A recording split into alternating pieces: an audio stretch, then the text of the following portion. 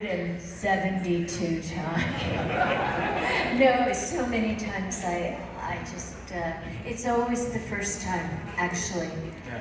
You know, it's so fresh. Right. I see new things, etc. So I've been coming to the Paramount Summer Classic Film Series since 1997, and I feel like almost every summer they close it out with Giant, because it is the quintessential Texas movie. Joe Bob Briggs, I'm sure you know this quote, has called it our state religion. Oh. But, you know, like a lot of religions, especially at first, it really pissed a lot of people off. Yes, Right. And a lot of that ire was directed at your great aunt. That's right. So I'd love to talk about that. Just first of all, what was your relationship like with Edna? Very close. Mm-hmm. Yeah, we were 19 blocks away from each other in New York City. I was an only child, and she had no children, and she was a maiden lady, as they used to call her. And she found me somehow. She got me, and I responded. And so from very early on, we would have expeditions together. So kind of set the scene for us. Where was she in her life and career when she started Giant, and what made her want to pursue a novel about Texas, of all things? Well, in her life and career, she was sort of at the apex of her fame. She was no longer young, but she was a big deal, big best-selling writer, and probably the most best-selling woman writer in America of her time. And so she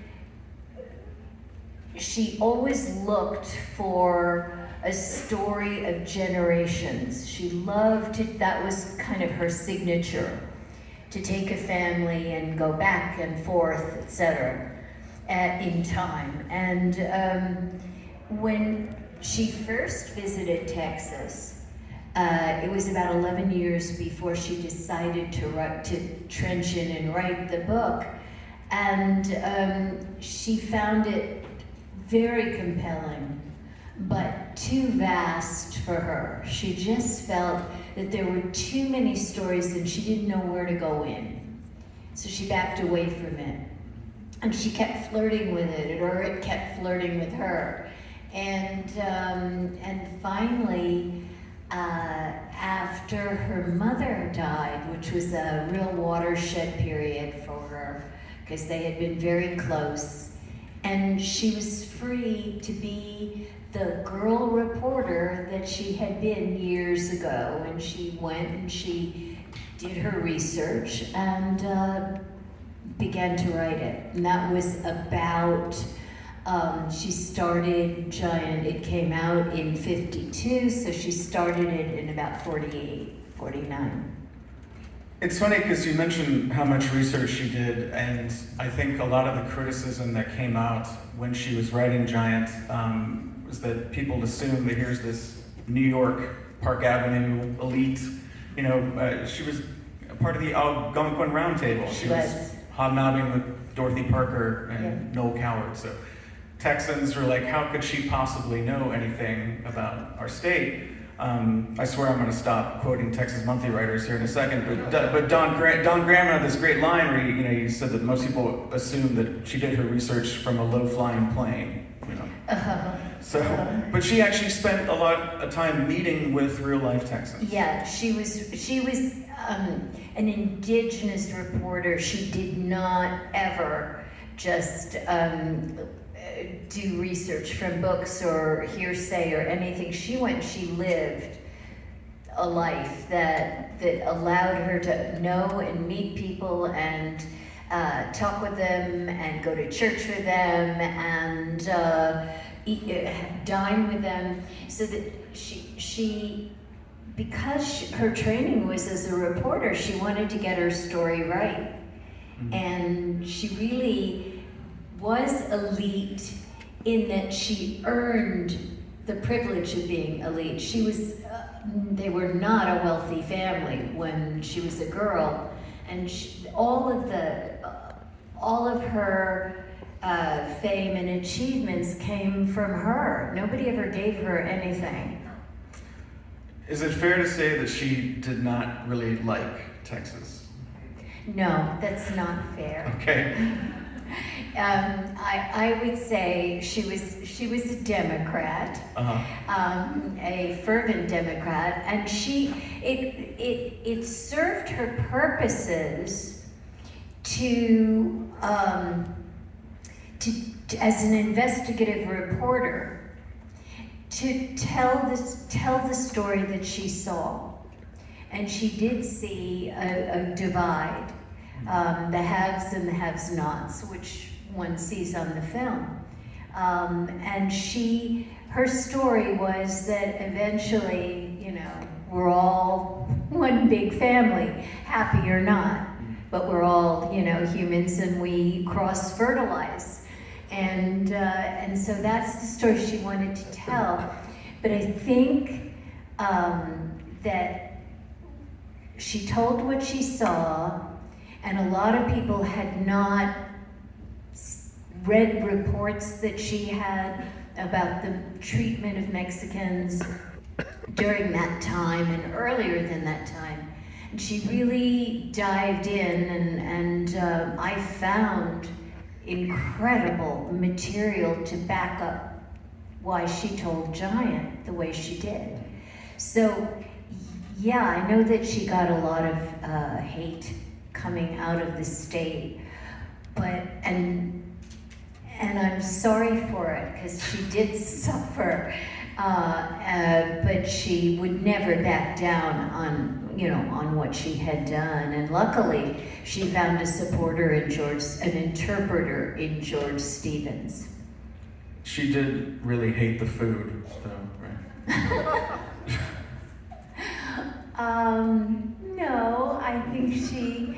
No, I'm sorry. I'm gonna have to call you on that, because she actually said that it was the worst food she'd ever had in her travels in the United States. That's in your book. I'm just, quoting her. Well, in the early days when she started her research, she really didn't like the food. No. But the food got better as she got closer to her story. She had, because of her fame, she became sophisticated, and she had traveled all through Europe, etc. And her palate was a little, kind of more delicate than just a big old T-bone steak. So you suggested in your book that she not only expected backlash, but even maybe kind of anticipated it. Yeah, I think... And welcomed it, even. Well, no, she didn't welcome death threats. Right. That she didn't. And she got them. And it was pretty severe. And I saw some of the letters that my editor said, oh no, don't put all of these in, because they're not really that germane to the arc of your story. But boy, oh boy, they were fierce, and the general sensibility from what I found and what I read is that she would be harmed if she came back to Texas. That there was the lynching involved and all of that. So I just think she was very tough at that point, and she was startled and kind of horrified because the rest of the country loved it. So it was kind of like, well, I think it was hurtful for her, and it also quelled her chances of getting a movie deal, because she'd been used to getting booked into film right away. But big studios were wary of taking this on with that Texas curse on her. So in the book, as well as in the movie, it's Leslie who's challenging these men, challenging Texas, criticizing Texas. I'm curious, how much did she explicitly see Leslie as a stand-in for herself? 99%. Yeah. Like a lot. Yeah. She fought for Leslie. She fought for the way she thought Leslie talked. She fought with Stevens, politely fighting, I mean, because they really respected each other. But she kept changing the screenplay. And in fact, I told some people the other night that one of the last lines, when she says, real to Bick, I think you're now a real big success. And Ferber kept crossing out real, like you're a big success. She said Leslie wouldn't say real big success. But the truth is, Leslie had lived in Texas for long enough so that she kind of developed that twang, but I never would have said that to Ferber. So one aspect that your book talks about a lot, which I'm not sure is totally common knowledge, is how much the impact of the anti-Semitism that she experienced growing up informed Giant, and that's something that she sort of connected with George Stevens on as well, right? Yeah. She had been a minority group when she was growing up, especially in Ottumwa, Iowa, where it was very bad for her as a 9-year-old girl. And she was really kind of victimized and tormented and bullied, and it never left her. And so she used it in all of her work, that there were the haves and have-nots. And then one of the big inspirations for Dr. Guerra in the movie was, he was based on a real-life Texan that she spent some time with. Can you explain that a little bit? That was her thing. That she would find the people with the keys in. She wanted to be very, very accurate. So she was introduced to, now I'm blanking on the real name of the doctor. Hector Garcia? Dr. Garcia, Yeah. And thank you. Sure.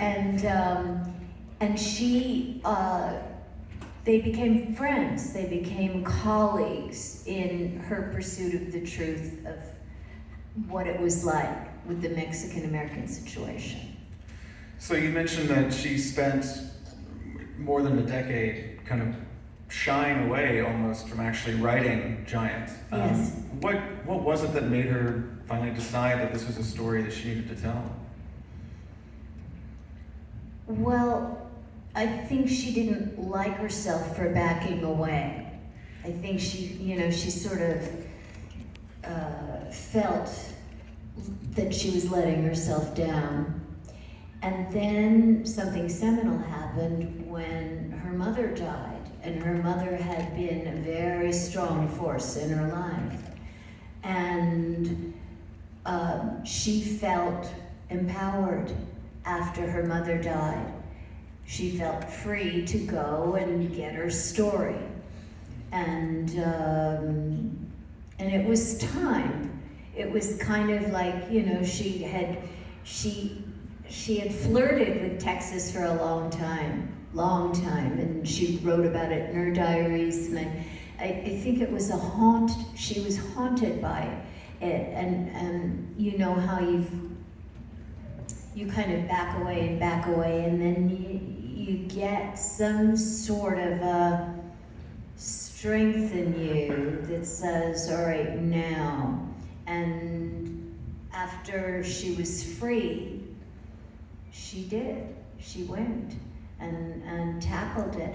And originally she had thought, oh, well, James Michener or Hemingway or somebody else should do it, some burly man, which was not like her, burly writer. But, it just got her. And there were a lot of sweet spots in it, as there are in the movie, wonderful things. So you see in the movie, through Leslie, really, that she just starts to tackle more and more, and she finds her strength living there, and so did Ferber.